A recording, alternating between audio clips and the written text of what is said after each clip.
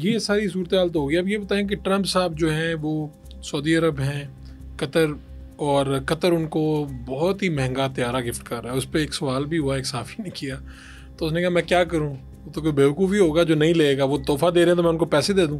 غالباً $400 ملین بتایا جا رہا ہے. اتنے گئے 40, بہت مہنگا. بالکل. یعنی تو کیا یہ دنیا میں مفت کچھ بھی نہیں ہے, مفت کچھ بھی نہیں ہے. تو یہ کیوں دے رہا ہے, یعنی قطر کو کیا پڑی ہے کہ جناب اتنا مہنگا طیارہ امریکی صدر کو, جو کہ غالباً وہ اپنی صدارت کے بعد بھی استعمال کر سکیں گے. بالکل.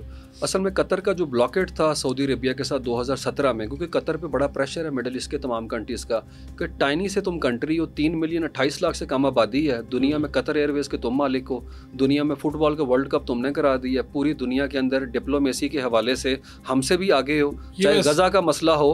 اور وہ یہ ویسے میں خود بھی حیران ہوا, میں جب وزٹ کیا نا تو میں نے کہا اب جہاں پہ انہوں نے کروایا تو اب میں دیکھ رہا تھا انہوں نے پورٹیبل اسٹیڈیمز بھی بنائے تھے. بالکل ایسے.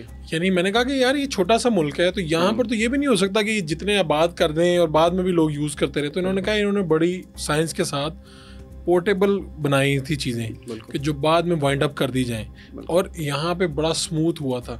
پھر واقعی قطر ایئر ویز دیکھیں, باقی ان کا دیکھیں, قطر کی انویسٹمنٹ لنڈن میں دیکھیں, لنڈن کے فائنینشیل ڈسٹرکٹ کو لنڈوہا کہا جاتا ہے, اتنی اربوں ڈالر کی انویسٹمنٹ کی گئی ہے وہاں کے اوپر ہے. ان کی لیڈرشپ انتہائی میچورٹی کا ثبوت دیتی ہے.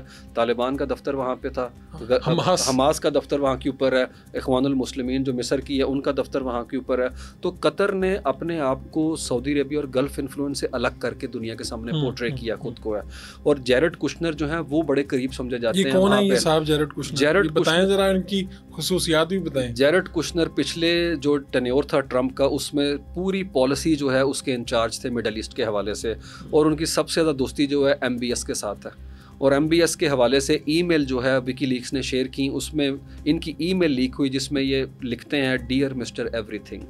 یہ جیرڈ کشنر ٹرمپ صاحب کے کیا لگتے ہیں؟ یہ تو بتا دیں. یہ داماد ہیں, ایوانکا ٹرمپ کے جو ہیں ہسبینڈ ہیں, اور ویسٹ ونگ کے اندر رہتے تھے. لیکن ابھی الیکشن کے سیزن میں ہم نے بڑا کم دیکھا ہے, لیکن یہ پچھلے 2-3 دن میں دوبارہ سے وہ ایکٹیو ہو گئے ہیں. یہ سارا مڈل ایسٹ کا وہ ڈیزائن کر رہے ہیں. جی بالکل. اور یہ وہی جیرڈ کشنر ہیں جو غزہ کو دیکھتے ہیں ایک پراپرٹی جو ہے اپ اسٹیٹ کے کانٹیکس میں, کہ یہاں پہ ہم بسائیں گے گوروں کو آ کے, امیر زادوں کو, اور یہاں کے اوپر وہ مطلب بڑا سینک ویو پینٹ کریں گے. تو ٹرمپ کی پالیسی کے اوپر جیرڈ کشنر کا بہت زیادہ انفلوئنس. اچھا, میں ایک مزید تھوڑا سا پوائنٹ ایڈ کر دوں, تو یہ ہے کہ یہ جو سوئنگ اسٹیٹس تھیں ان میں سے ایک اسٹیٹ جہاں پہ عرب سب سے زیادہ میجورٹی میں تھے, تو وہاں پہ یہ ڈیل کر رہے تھے. اور یہ انہوں نے ہی مشورہ دیا تھا کہ بھائی صاحب آپ آئیں. انہوں نے کھڑے ہو کے اسٹیج پہ کیا دیا, جناب ہم آئیں گے تو جنگ رکوا دیں گے. بالکل. جو کہ خیر رکوائی بھی انہوں نے کسی حد تک. بالکل. اور وہ عرب ووٹس جو ہیں وہ ٹرمپ کو ملے. بالکل. کیونکہ بر وقت اعلان تھا, دوسری طرف وہ نہیں کر پائے. تو یہ جو صاحب ہیں اب ایکٹیو ہوئے ہوئے ہیں, تو قطر جو ہے یہ طیارہ کیوں دے رہا ہے, وہ بات بیچ میں رہ گئی. یہ کیوں اتنا مہنگا گفٹ کیوں؟ کہتے ہیں کہ بھائی کچھ نہیں ہوتا. جی وہ اصل میں ہم دیکھ رہے ہیں کہ ٹرمپ جو ہے وہ امریکہ کی طرف بہت زیادہ جھکاؤ رکھتے ہیں. تو جو ٹرمپ قطر کی طرف, امریکہ کے ان حالات میں MBS کی طرف ہم دیکھتے ہیں. بالکل. کیونکہ جو ملاقات ہوئی تھی یوکرین کے لیے وہاں پہ صلح کرنے کی, وہ سعودی عرب میں ہوئی تھی, قطر میں نہیں ہوئی تھی. اور قطر نے بڑی کوشش کی تھی کہ وہ مومنٹ ہمیں مل جائے. لیکن MBS چونکہ بڑی اربوں ڈالر کی ڈیل کرنا چاہتے ہیں ان کے ساتھ, اور ڈونلڈ ٹرمپ ہمیشہ کہتے ہیں کہ ڈیل کرنی ہے تو سعودی عرب کی طرح کرو, اربوں ڈالر کی, $110 ارب کا ویپن لے رہے ہیں. تو سعودی عربیہ دوبارہ سے اپنے آپ کو دنیا میں انٹرنیشنل اسٹیج کے اوپر جو لے کے آنا چاہتا ہے, اس میں ڈونلڈ ٹرمپ ان کی مدد کر رہے ہیں اور کر سکتے ہیں. اور یہ تعلقات بھی بہت گہرے تعلقات ہیں ان کے. اور جو جمال خشوگی کے کیس کے اندر بھی ہم دیکھتے ہیں ٹرمپ نے اس معاملے کو دبا دیا تھا. تو قطر دیکھتا ہے کہ سارے معاملے کے اندر میں لائم لائٹ سے باہر نکل رہا ہوں, اور میں کدھر ہوں.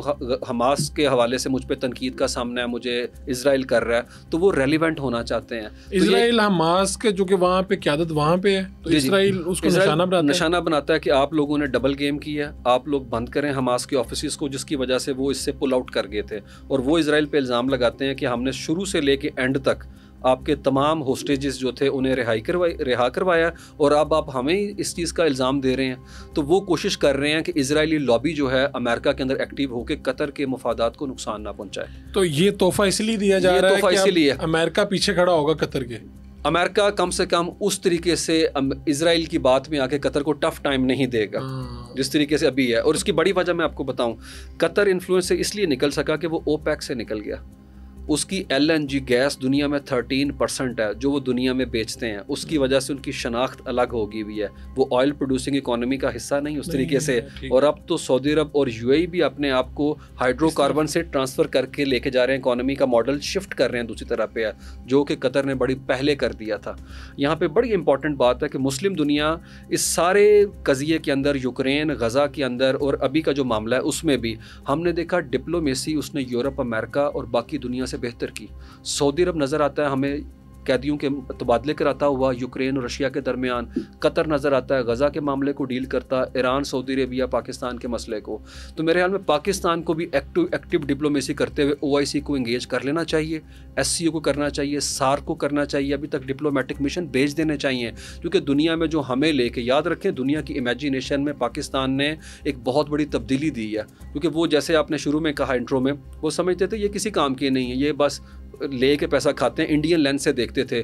لیکن 4 گھنٹے کے بعد وہ ساری امیجینیشن ان کی شفٹ ہو کے بدل چکی ہوئی ہے. تو یعنی پاکستان اب ایک, میں کہہ رہا ہوں کہ پاکستان کے پاس middle power, Pakistan middle power کے طور پہ انٹرنیشنل پاور اسپیکٹرم میں سامنے آیا, مڈل پاور کے طور پہ. تو پاکستان کے پاس یہ بہترین موقع ہے کہ وہ اپنی گروتھ کو 4 چاند لگا سکتا ہے. بالکل, لیکن اس کے لیے بڑے پن کا مظاہرہ کرنا پڑے گا ہمیں, قومی معاملات اپنے چیزیں بہتر کرنی پڑیں گی, وہاں پہ سٹیپ بڑے لینے پہ ہوں گے, اس کے بعد جا کے یہ ساری چیزیں ہوں گی ڈیفینیٹلی. اور یہاں پہ تھوڑا سا اور بھی اپنا میں ایک بات کروں گا کہ جس طرح انڈین ڈائسپورا, انڈین لوگ ویسٹ کے اندر اپنے ملک کو سپورٹ کرتے ہیں, کچھ کرتے ہیں, ہم دیکھتے ہیں کہ ہماری سائڈ پہ چونکہ وہ تھوڑا سا میں نے کہا کہ ڈویژن پولرائزیشن ہے, ہماری جو ایکٹیو ڈائسپورا کمیونٹی وہ امریکہ میں لابنگ کرتی ہے پاکستانی مفادات کو آپ کہہ لیں, لیکن وہی بات ہے کہ ان کو بھی ساتھ بٹھانے کی ضرورت ہے.